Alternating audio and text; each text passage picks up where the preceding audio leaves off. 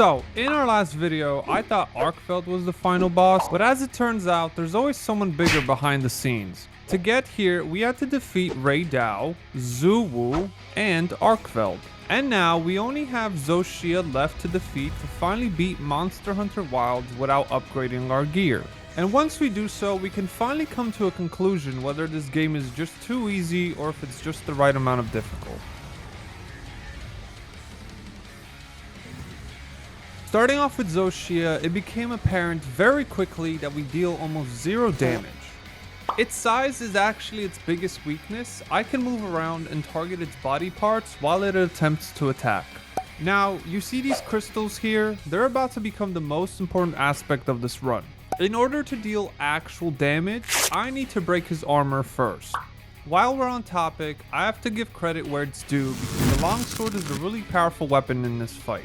And that's primarily because of Spirit Release Slash. It allows us to multi-hit certain body parts to get the armor off easier. Also, shout out to Divine Blessing because it saved me more than once during this run. As I was saying before, look at how broken the longsword can be. It literally took off most of his armor here. So far, I was getting very used to his patterns. Most big monsters have a really big weakness, being that their attacks are usually very telegraphed and slow, making it very easy to counter most of his attacks. Now, this was my very first attempt at beating him, so I had no idea what this entire boss fight looked like. So mentally, I was preparing for the worst. Whether he was going to start using ranged attacks or maybe decrease in size and up his speed, I had no idea what was going to happen. But I was not prepared for this. There's a whole nother monster inside this apparent cocoon. Okay, so watch closely. This is where I realized that I found his biggest weakness. Just like Arkveld, this dude plants mines for himself as well. And I can shoot them with any elemental pod to make this fight super easy. On top of that, the exploding crystals cause a chain reaction, which raises the damage potential even more. Dobra broskis, oto plan. Będę strzelał w kryształy, powodując ich wybuch i zadawanie ogromnych obrażeń, a potem po prostu wygramy grę. One of the downsides of these crystals is ZOH SHIA can actually use them against us as well. Whenever ZOH SHIA uses an elemental attack, it could cause the crystals to explode. Okay, so let's look at the damage from just the crystals alone. That's 160 damage from 3 crystals each because of the chain reaction, which in turn stuns him temporarily, giving us the opportunity to get a few critical hits in on his head. Followed up with a Spirit Release Slash that knocks him down again, letting us do another set of hits. I felt like I was bullying this poor dude. In all honesty, I would have never gotten this far with just the longsword. It would have been impossible to get to this point without the crystals. And here he just got pissed off and started using his ultimate attack. Monster Hunter has taught us that in most cases, if a monster is unleashing its ultimate attack, it's best to hide behind a boulder. But remember how I mentioned earlier that he could use the crystals against us? Well, he sure did, and that is how I ended up dying for the first time. In this scenario, you actually have to run away so the ultimate doesn't reach you.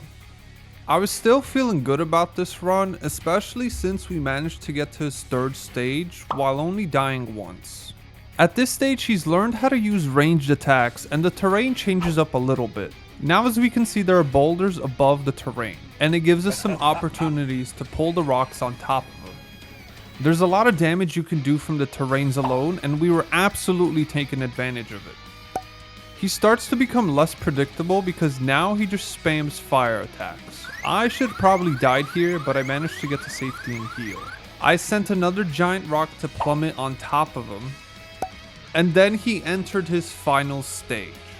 At this stage, he uses lightning and a lot more ranged attacks. He automatically went to use his ultimate attack, but we learned our lesson from before and decided to book it.